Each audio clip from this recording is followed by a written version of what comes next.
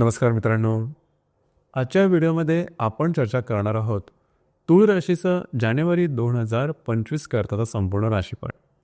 साधारणतः डिसेंबर महिन्यामध्ये तुम्ही अनुभव घेतलेला असेल की जे काही तुमचं कार्यक्षेत्र असेल त्या संदर्भात बऱ्याच प्रमाणात तुम्हाला कामं करावी लागलेली असेल, मेहनत घ्यावी लागली असेल, पिरियड वगैरे जास्त झालेलं असेल किंवा त्या संदर्भातला तणाव हा तुमच्यावरती बऱ्याच प्रमाणात जाणवलेला असेल.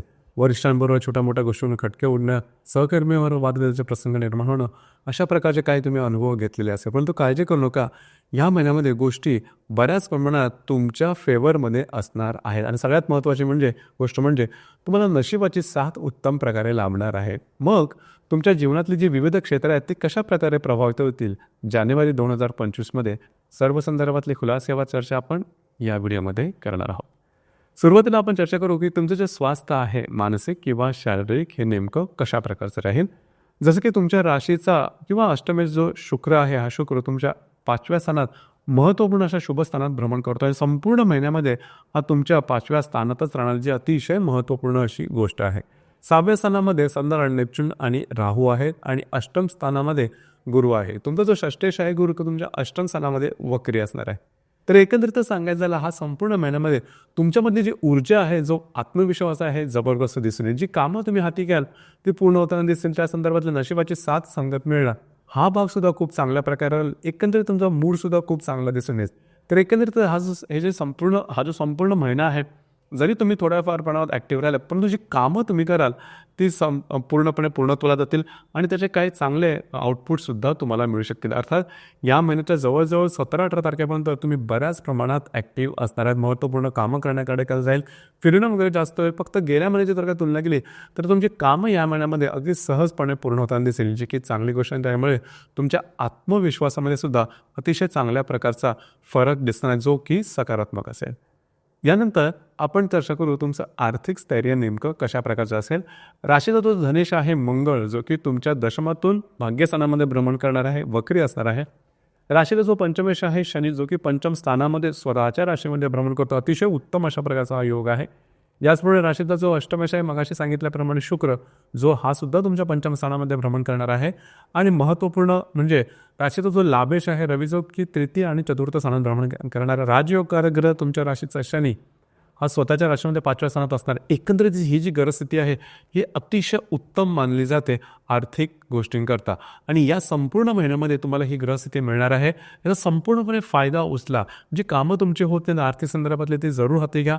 नवीन काही प्रोजेक्ट घ्यायचे असेल हाती, ते सुद्धा घ्या. त्याचे तुम्हाला आउटपुट खूप चांगले मिळतील. गेल्या काही महिन्यांमध्ये जर का नवीन गोष्टी तुम्ही सुरुवात केलेल्या असतील किंवा नवीन गोष्टी सुरुवात करण्याच्या जर का मनस्थितीमध्ये असेल, हा महिना अतिशय शुभफलदायी राहील. त्यामुळे तुम्ही त्याच्या संदर्भातली कार्यवाही जरूर करू शकता. तुमच्या राशीतले 2 जे सगळ्यात महत्त्वपूर्ण ग्रह आहेत, तुमच्या राशीचा स्वामी शुक्र आणि राजयोगकारक ग्रह शनी, हे पंचम स्थानात स्वतःच्या राशीमध्ये आहे. त्यामुळे अजिबात काळजी करू नका. जी गोष्ट तुम्हाला करायची ते अगदी धैर्याने करा आणि त्याचा पाठपुरावा करा. तुम्हाला त्याचे रिझल्ट्स अतिशय उत्तम अशा प्रकारचे मिळणार आहे.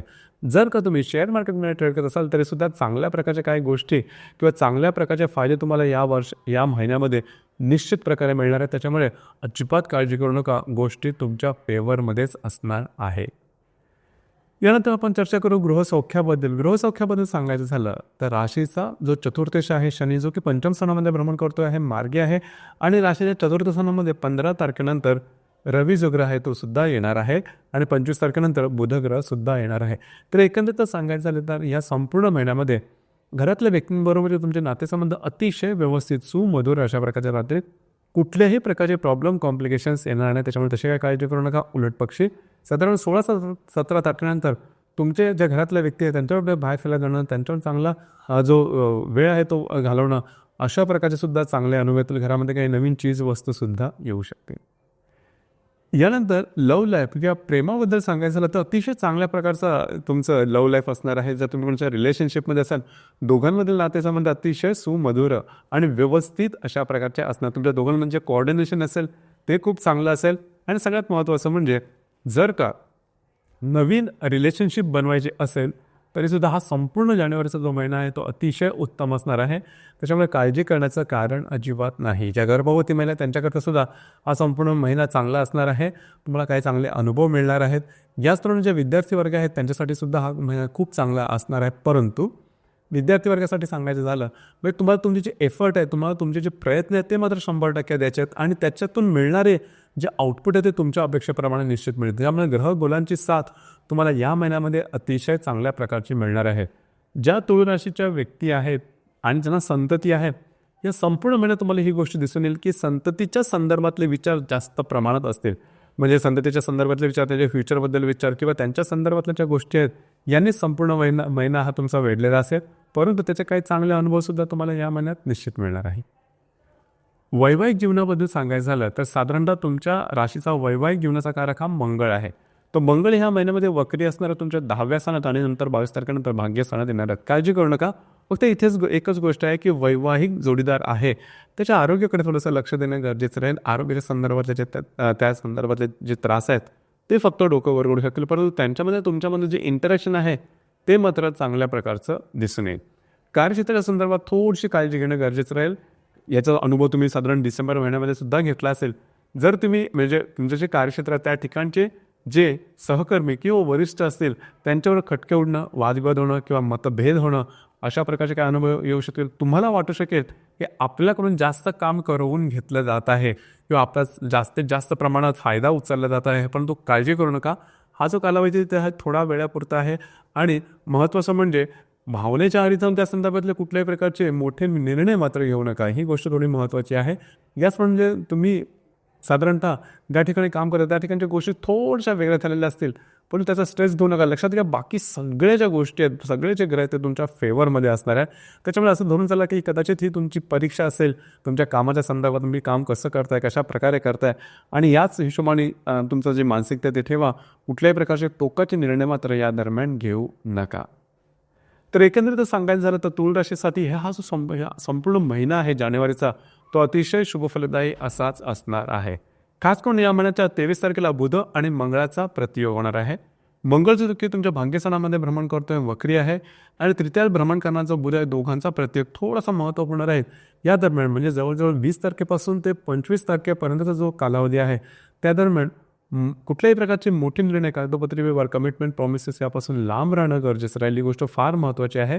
ट्रॅव्हलिंग करताना सुद्धा स्वतःच्या आरोग्याकडे थोडंसं लक्ष देणं गरजेचं राहील. याचप्रमाणे या दरम्यान वादविवादात मात्र अजिबात जाऊ नका, गोष्टी टोकाच्या होऊ शकतील. याचप्रमाणे 25 तारीख आहे ते खूप चांगली आहे. शुक्र आणि मंगळाचा त्रिकोण योग तुमच्या पंचम आणि भाग्यस्थानात होणार अतिशय उत्तम अशा प्रकारचा हा योग आहे. साधारण 25 तारखेच्या आसपास तुम्हाला खूप चांगल्या प्रकारचे काय अनुभव येतील. आर्थिक संदर्भामध्ये तुम्ही मांडलेले अंदाज बरोबर येणं, त्याचे आउटपुट चांगलं मिळणं. जर तुम्ही शेअर मार्केटमध्ये ट्रेड करत असाल तर अचानक काही चांगले लाभ मिळतं. वैवाहिक जोडीदाराचे नातेसंबंध सुधारणं, त्यांच्यावर कुठे बाहेर जाणं किंवा त्यांच्यावर चांगला वेळ व्यतीत होणं, तुमच्या दोघांमध्ये जे इंटरेक्शन आहे ते चांगल्या प्रकारचं राहणं, अशा बऱ्याच प्रकारचे चांगले अनुभव तुम्हाला 25 तारखेदरम्यान येणार आहेत. याचप्रमाणे या महिन्याची जी पौर्णिमा आहे ती 13 तारखेला आहे आणि जी अमावास्या आहे ती 29 तारखेला आहे. अमावास्या आणि पौर्णिमेच्या दरम्यान थोडीशी काळजी ही घ्यायला हवी की कुठल्याही प्रकारची महत्त्वपूर्ण कामाची सुरुवात करू नका, वादविवादात जाऊ नका, कमिटमेंट प्रॉमिसेस यापासून लांब राहणं गरजेचं राहील. कुठल्याही प्रकारची महत्त्वपूर्ण रिस्क किंवा जोखीम या दरम्यान घेऊ नका. तर मित्रांनो, हे होतं तुळ राशीचं जानेवारी 2025 करताचं संपूर्ण राशीफळ. धन्यवाद.